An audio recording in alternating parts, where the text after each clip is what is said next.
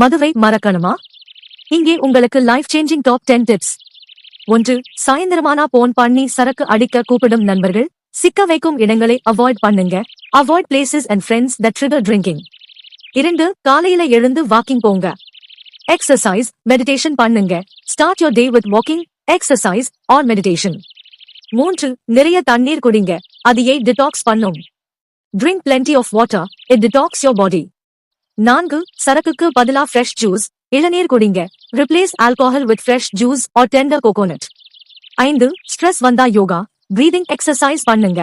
Release stress with yoga or breathing exercises. 6. fruits, nuts, protein அதிகம் சாப்பிடுங்க. அது mood improve பண்ணும். Eat more fruits, nuts, and protein to improve your mood. 7. உங்களை நம்புற நண்பர், குடும்பத்தவர்களிடம் மனம் விட்டு பேசுங்க. Talk openly with trusted friends and family. 8. வேலை இல்லாத நேரம் புக் படிங்க. ஸ்போர்ட்ஸ் விளையாடுங்க. ஹாபி டெவலப் பண்ணுங்க. Keep busy with reading, sports, or a new hobby. 9. Counselling அல்லது மறுவாழ்வு மையத்தை தயங்காமல் தேடுங்க.